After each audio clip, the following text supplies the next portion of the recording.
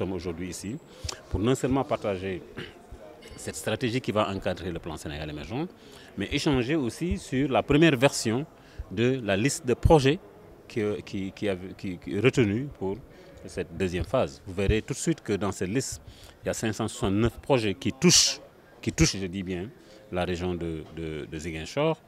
Cela veut dire qu'il y a il y a des projets d'envergure nationale qui touchent, mais aussi il y a des projets interrégionaux qui touchent aussi la région. Et les projets spécifiques qui touchent la région de Ziguinchor sont surtout concentrés dans le secteur de l'agriculture, évidemment, et du tourisme et des infrastructures de désenclavement. Je pense que ça aussi, c'est important de le souligner, surtout d'attirer l'attention des acteurs qui sont là, que sont les élus locaux, mais aussi les services déconcentrés de l'État, qui ont un rôle extrêmement important à jouer pour accompagner ces services déconcentrés, ces services décentralisés, pardon, à conduire les projets jusqu'à leur mise en œuvre. Donc nous sommes là, au-delà de ce partage, nous sommes là pour les sensibiliser sur leur rôle et leur proactivité. Tout de suite, vous verrez dans la présentation que le Sénégal a un problème de proactivité.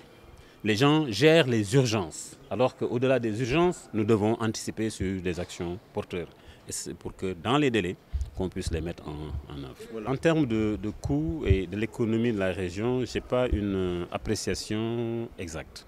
Mais je sais que c'est une région à potentiel encore sous-exploité, très sous-exploité.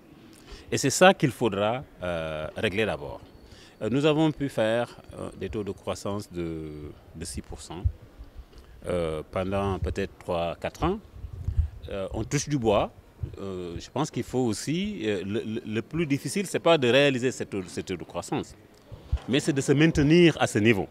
Et pour se maintenir à ce niveau, il faut viser des zones comme Ziguinchor.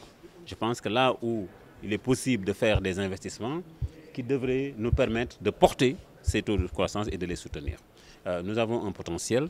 Tout de suite, vous verrez peut-être dans les débats qu'il y a beaucoup de projets dans le tourisme. Le tourisme déjà qui commence à renaître, qui joue un grand rôle. L'agriculture est un secteur naturel pour la Casamance. Vous voyez que déjà le bassin arachidier est en train de se déplacer presque dans cette zone. Et il y a beaucoup d'efforts aujourd'hui en matière d'économie et de croissance économique, déjà dans la première phase que nous pouvons enregistrer pour cette zone. Si nous travaillons aujourd'hui à mettre des routes qui désenclavent la production, déjà, je pense que c'est un gros atout pour le Sénégal. Tout ce que nous faisons dans l'agriculture, nous avons besoin de les exporter au niveau du Sénégal, mais aussi de pouvoir se donner les moyens de les acheminer à l'extérieur. Et tout cela, c'est des infrastructures de stockage, c'est des infrastructures de commercialisation, c'est des infrastructures de conditionnement, mais aussi de transport et de transportation, comme on dit. Et tout cela, c'est nécessaire pour l'économie de la région. C'est nécessaire aussi, au-delà même de la région, c'est tout le Sénégal qui va évidemment en tirer profit. Et si nous voulons nous maintenir sur le chemin des 6%, évidemment, il faut des niches comme la Casamance, des niches comme Ziguinchor, vraiment mettre des investissements massifs.